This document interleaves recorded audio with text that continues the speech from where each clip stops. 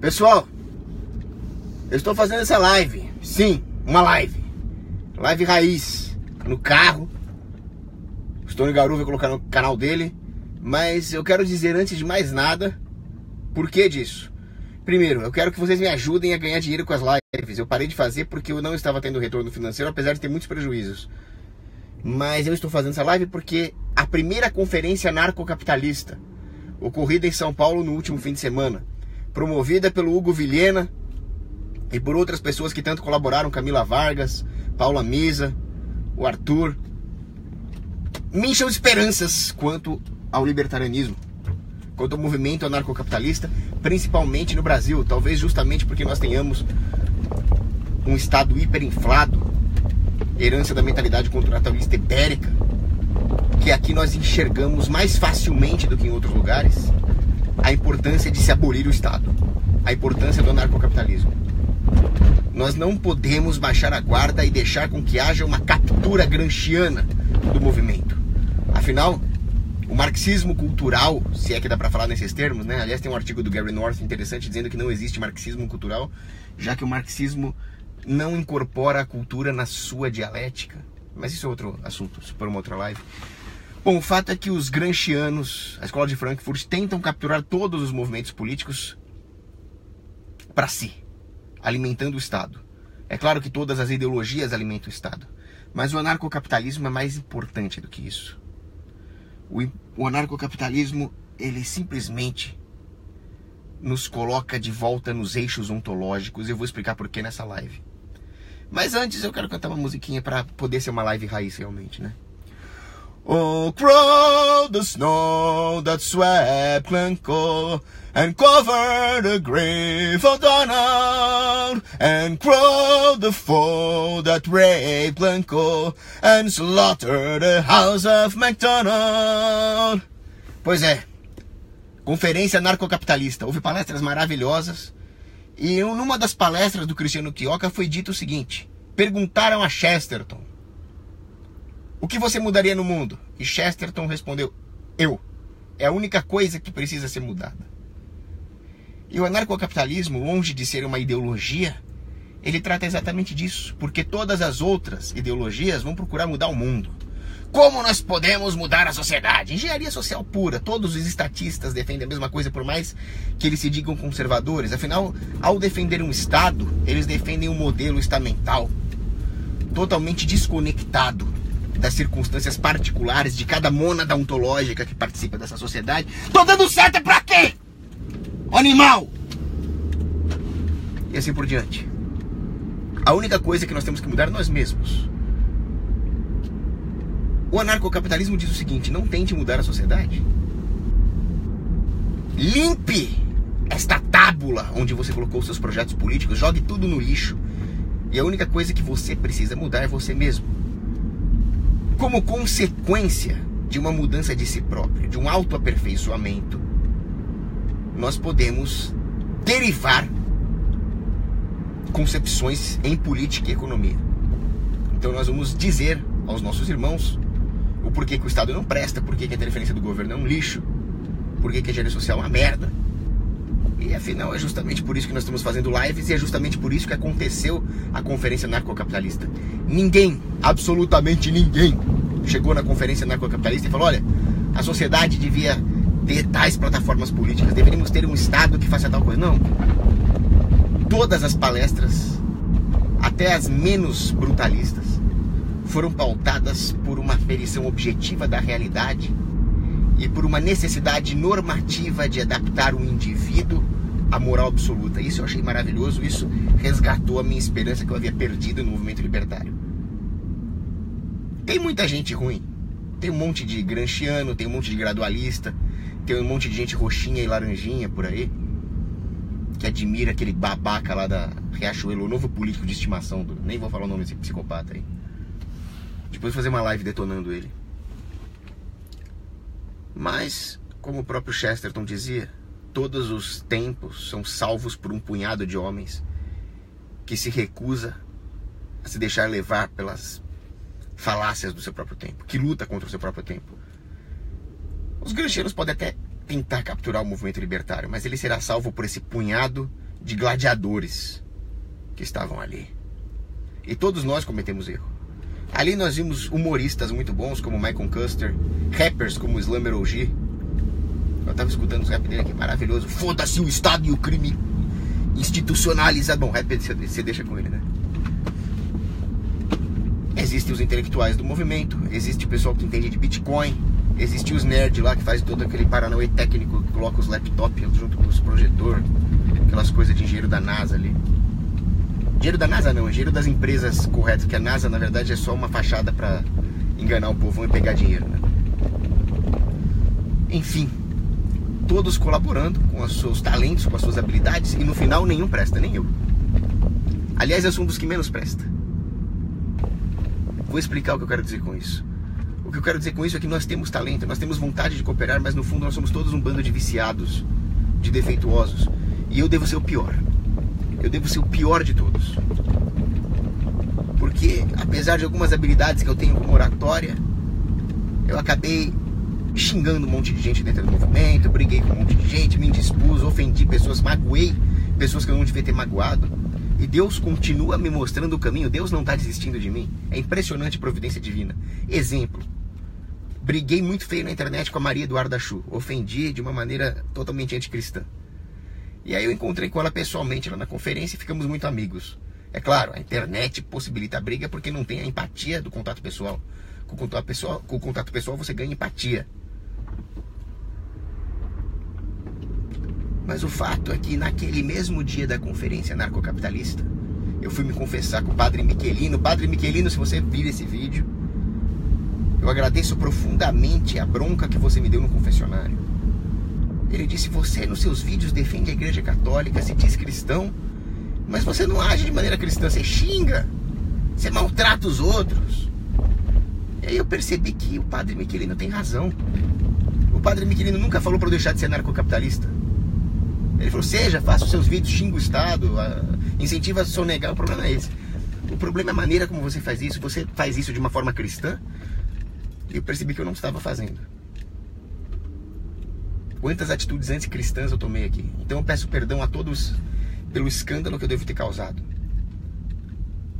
É difícil ser simpático com os estatistas.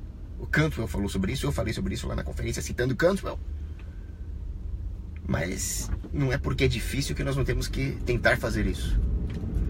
Não estou falando para tolerar os erros dos estatistas. Nós não podemos tolerar o pecado, mas sim o pecador. Então, quando você for falar com um estatista, você pode usar um tratamento de choque, pode esculachar, pode zoar, pode até fazer bullying, como foi o meu processo de conversão ao anarcocapitalismo com os irmãos Quioca. Mas faça isso de uma maneira cristã, com amor e com respeito pela criatura humana que está ali na sua frente. Mas o que eu quero dizer com isso é que todos nós que trabalhamos nessa conferência anarcocapitalista, alguns como palestrantes, outros com a plateia fazendo excelentes perguntas, e a organização que eu tanto admiro, todos eles são insuficientes sozinhos. Nenhum deles vai conseguir fazer tudo. Por que nós conseguimos? Tolkien explica isso. Veja os personagens de Senhor dos Anéis, me lembra muito as pessoas que estavam na conferência. O Frodo, ele vai até certo ponto, no final ele fica tentado com o anel. O Gandalf tem outras coisas boas e outros defeitos, e assim por diante, o Aragorn, todo mundo. E no final, quem é que consegue fazer o anel ser destruído? Nenhum dos personagens consegue, todos falham. O Frodo, que era o melhorzinho, falhou. Foi a providência divina. O Sméagol lá pegou o anel, tropeçou, caiu e morreu. No final é a providência divina. Mas nós, com todos os nossos defeitos, se nós colaborarmos com isso, aos trancos e barrancos, sem que nenhum engenheiro social possa planejar porra nenhuma, nós conseguimos fazer alguma coisa se realizar. E foi a situação da conferência anarcocapitalista. Ela se realizou cheia de pequenos, mas sublimes erros. Erros de quem estava tentando e se esforçando. Melhor do que não fazer nada, certo? Benjamin Franklin dizia: se você não quer ouvir críticas, se você não quer errar, não faça nada, não diga nada, não seja nada. Então, a segunda conferência anarcocapitalista, que eu tenho certeza que o Hugo Vilhena, a Misa já estão trabalhando nisso, vai ser melhor ainda. E a minha palestra ali vai ser sobre por que o Estado não deve investir em ciência. Ali eu vou meter mais o pau na NASA ainda, cuja grande contribuição para a humanidade foi o sorvete em pó, depois de torrar trilhões do idiota do contribuinte, do pagador de imposto otário que eles cinicamente chamam de contribuinte. Mas na conferência narcocapitalista eu fiquei impressionado com o número e com a qualidade de brutalistas que nós temos aqui. Enquanto o libertarianismo nos Estados Unidos foi capturado por gente da pior laia, o Ron Paul já flerta com os globalistas, defende coisas como uma moeda mundial para otimizar transações. Olha que absurdo. Nega o fato de que existe um projeto globalista no leste europeu. Nega o fato de que os democratas quase causaram uma guerra com a Rússia. Então o Ron Paul, apesar de ter suas qualidades, o Ron Paul currículo é bom, ele já não é muito flor que se cheire. O filho dele é um estatista vagabundo completo. E é isso que se tornou o movimento libertário americano. Gary Johnson, já falei mal desse psicopata. Defende até imposto ambiental. E aí é um bando de left lib, um bando de chorões. Se você fala em roupa, eles começam a chorar. Chega para um left lib lá nos Estados Unidos, as roupas! É bem assim. Virou um bando de mimizento. Jeffrey Tucker, um hayekiano mais mimizento que uma feminista. Puxa saco de Hélio Beltrão, de gente contra o separatismo. E no Brasil nós estamos resistindo tenazmente como espartanos, como poloneses que com uma inferioridade de 40-1 enfrentaram os nazistas. Isso aqui nos mostra que o libertarianismo brasileiro é cabra-homem. Nós temos condições de resistir aos gramscianos. É claro que nós sofremos ataques, muitos ataques. Ataques tóxicos, como o discurso daquele desgraçado da Riachuelo. MBL, Partido Novo, esses lixos, eles vão tentar atacar. O que nós temos que ter em mente, isso também me deixou feliz, é a importância da moralidade judaico-cristã, da Igreja Católica. Então eu estou vendo que, mesmo que muitos libertários não tenham o dom da fé, que é um dom sobrenatural, eles estão vendo a importância sociológica de princípios morais absolutos. Não vamos nem falar na religião, vamos falar em princípios morais absolutos. Ora, pensem comigo, logicamente, se existe um princípio moral absoluto, ele é absoluto. Ele não é relativo. E só pode ter um absoluto no universo, certo? Porque se tiver dois, um é relativo em relação ao outro. Se tiver zero, a ausência de princípios absolutos seria em si um absoluto. Então o único número possível é 1. Assim sendo, e sendo a moralidade absoluta, pois a moralidade é a vontade de Deus, ela não é negociável. Então as circunstâncias podem alterar muita coisa. Estamos em guerra com o Estado, existem políticos piores, existem políticos menos piores. Até aí tudo bem. A nossa estratégia deve se adaptar a essas mudanças de circunstâncias. Mas nenhuma circunstância altera a verdade moral absoluta, do contrário, ela não seria a verdade moral absoluta, caceta. Logo, por mais que nós estejamos em guerra contra o Estado, nada, absolutamente nada no mundo pode alterar os padrões morais. Exemplo, meia entrada no cinema. É correto falsificar a carteirinha de estudante? Não, porque todo o problema reside em você querer obrigar um negócio a te dar meia entrada. Então, se você tem carteirinha ou não, se você é ou não de fato estudante, nada altera o fato de que quando você vai lá pedir meia entrada, você está fazendo o jogo do sistema, criando um conflito desnecessário entre fornecedor e consumidor, que é o que o governo faz. Isso vale para tudo. Aquilo que você não deveria fazer, aquilo que a moral te impede de fazer individualmente, você também não pode fazer só porque você está agindo coletivamente ou só porque o Estado está criando contradições, porque é isso que o Estado quer. Fazer com que nós achemos justificativas para agir de forma imoral, com base nas contradições que o próprio Estado criou, e que se você cair no jogo, você só vai retroalimentar o Estado. Por isso que você não deve cair na falácia do voto ofensivo, defensivo, a porra do nome que você quiser dar. Eu tive um lapso mental e caí nessa, para você ver como a política é tóxica.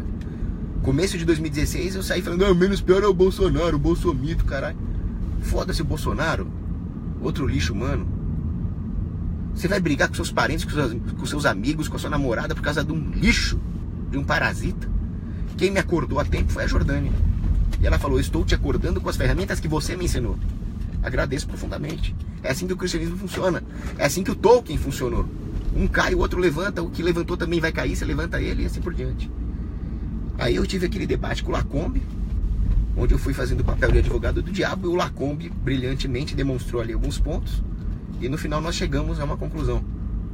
não deixe o Estado perverter a sua moral, ainda que ele use uma certa estratégia moral como desculpa. A moralidade não é relativa. E eu vi isso na conferência anarcocapitalista. Muitas perguntas difíceis foram feitas, mas foram facilmente respondidas se nós temos a moral absoluta como aliada. Isso é impressionante. Outro ponto, aquilo que eu falei sobre mudar nós mesmos, que nós vimos no anarcocapitalismo, é a importância do estudo. Tanto estudar os anarcocapitalistas, quanto estudar os outros autores, conservadores, liberais, comunistas, democratas, e assim por diante. E corrigir os nossos vícios. Eu tenho vícios muito sérios. Em comida, por exemplo, que eu preciso corrigir. Isso é anticristão, inclusive, né? Gula. Eu tenho vício de ficar putinho com as coisas e aí eu não faço mais live, o cacete. Eu preciso ganhar dinheiro, sim. Eu preciso comer, e comer custa dinheiro, não existe almoço grátis. Mas não é motivo para parar de fazer live. Enxerguei isso lá. O fato é que é bem aquilo que T.S. Eliot escreveu num livro dele, The Cocktail Party. Uma das personagens vai até o psiquiatra ali, o psicólogo, e fala: doutor, eu queria que todos os problemas da minha vida fossem minha culpa. E o médico, o psiquiatra, por quê? Porque aí eu posso corrigir. Se for culpa do mundo, eu estou um pouco mais ferrada do que isso. Agora eu vou te dar a boa notícia. Os erros que o resto do mundo comete são irrelevantes para a nossa salvação, para o nosso fim último, que é Deus. Tudo o que nós precisamos é cometer acertos e evitar os erros. O resto do mundo, nós temos que tentar corrigir por amor, corolário da obediência a Deus, mas se eles errarem ou acertarem, no final das contas, não vai afetar o nosso fim último. É só isso que nós temos que ter em mente. Então o anarcocapitalismo não é uma ideologia política, ele é uma tábula rasa, que joga fora as contradições políticas e diz: procure soluções técnicas, tendo como base a moralidade, o autoaperfeiçoamento. E a coisa é tão maravilhosa, o pensamento, essa filosofia cristã e libertária ao mesmo tempo é tão maravilhosa, que nós também não vamos conseguir nos autoaperfeiçoar. Machado de Assis acertou quando ele fala das edições humanas, né? Ele fala: nós vamos nos aperfeiçoando como livros que vão tendo edições melhoradas, mas você vai morrer antes de chegar numa edição perfeita. É uma total rejeição do perfeccionismo. O perfeccionismo é uma praga. É o perfeccionismo que faz alguém querer um Estado. Aí o pseudo-conservador vai falar: não, mas eu não defendo uma utopia, eu defendo um Estado para manter a ordem. Então você tem uma ideia utópica a respeito de como o bem econômico ordem, o bem econômico segurança deve ser provido. Você é incapaz de prover por si próprio, com todas as imperfeições, e você quer um sistema perfeito para prover ordem e segurança para você poder fazer suas outras coisas de forma imperfeita. Você continua cometendo a mesma falácia que os perfeccionistas engenheiros sociais. Na conferência anarcocapitalista nós enxergamos isso. Quem estava lá enxergou. Quem não estava, assista o que foi gravado ao vídeo e não perca a próxima. Ah, é caro. Caro é ser escravo. Economiza e vá. Agora, o que eu achei mais interessante de tudo foram os bitcoins, criptomoedas.